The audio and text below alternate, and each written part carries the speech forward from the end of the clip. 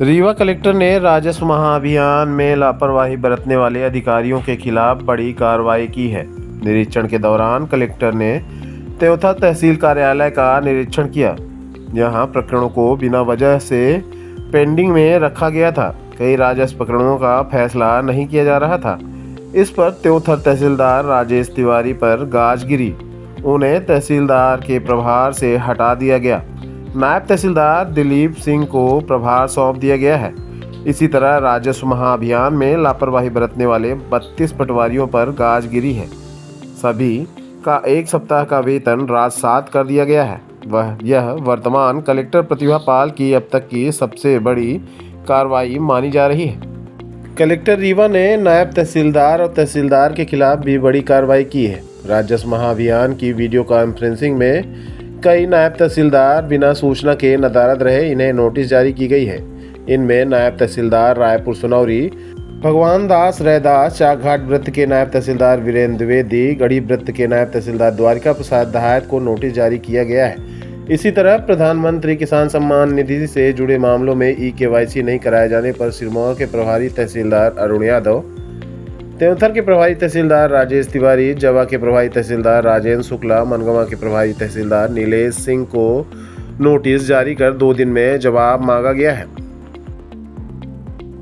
अपने यहाँ ये देखने में आया है कि जो नक्शा तरमीम के केसेस हैं जिनको लेकर के भूस्वामियों के बीच में विवाद उत्पन्न होते हैं, उनकी पेंडेंसी बहुत अधिक थी। तो ऐसे बॉटम के हल्के चिन्हित किए गए जिनके यहाँ ये पेंडेंसी बहुत अधिक है, जो कि नहीं होनी चाहिए। मौक़ों पर जैसे जो जितने अंश पे काबिज है वो चीज़ें नक्शे में भी दिखनी चाहिए, ताकि सभी को ये क्लैरिटी रहे और इसमें विवाद की कोई संभावना ना रहे। इसी को देखते हुए ऐसे बॉटम 10 पटवारियों की सभी तहसीलों में सैलरी 7 दिन की काटी गई है। इसके अतिरिक्त हम लोगों ने तहसील में कोर्ट्स का भी निरीक्षण किया है कि किस तरीके से हमारे राजस्व के जो न्यायालय हैं वो काम करें। इस पर भी ध्यान देने के लिए तो कोर्ट के निरीक्षण के दौरान भी त्योंथर तहसीलदार कोर्ट का निरीक्षण में यह पाया गया कि कोर्ट्स की प्रोसीडिंग ठीक नहीं थी, अनावश्यक डिलेज थे और देखने से ये पता चल रहा था कि बहुत ही लापरवाही से कोर्ट लिए जा रहे हैं। उनमें डेट्स नहीं डिसाइड की जा रही हैं, डेट्स हो रही हैं, सारे चीज़ें पूरी हैं लेकिन फिर भी आदेश नहीं किए जा रहे हैं। तो ऐसे केसेस में हम लोगों ने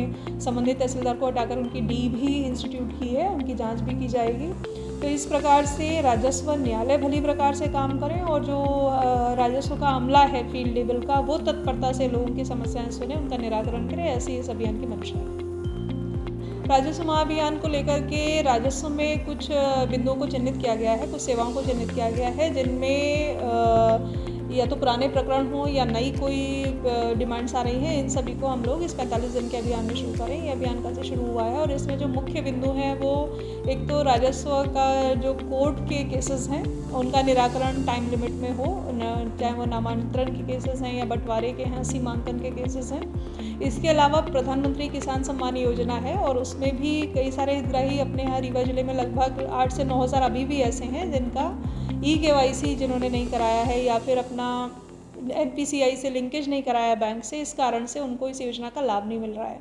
तो ऐसे लोगों को हम लोगों ने आउटरीच करने का भी प्रयास कर रहे हैं कि ऐसे सभी लोगों का एक बार अगर अकाउंट का KYC हो जाएगा तो उनको जो किसान सम्मान की निधि की राशि मिलती है वो लगातार मिलती रहेगी। इसके अलावा इसमें एक समग्र KYC होना है भू अभिलेखों का, जितने भी अपने यहाँ खातेधारक हैं वो भी इस अभियान का हिस्सा रहेगा। स्वामित्व योजना का अंतिम क्रियान्वयन इस योजना का हिस्सा रहेगा कि स्वामित्व योजना के अंतर्गत हम लोगों को जितने भी लोगों को पट्टे देने हैं उन सभी लोगों को पट्टे इस योजना की समाप्ति तक ऐसे सभी केसेस का निराकरण हो जाए। तो कुल मिलाकर के राजस्व अभियान के जो भी ऐसे बिंदु हैं जो डायरेक्ट जिनसे लोगों को डेली बेसिस पे समस्याओं का सामना करना पड़ता है या कोई दिक्कत होती है या फिर जो उनके लिए बहुत ही महत्वपूर्ण है, ऐसे सभी बिंदुओं का हम लोग इस समय सीमा में निराकरण करें।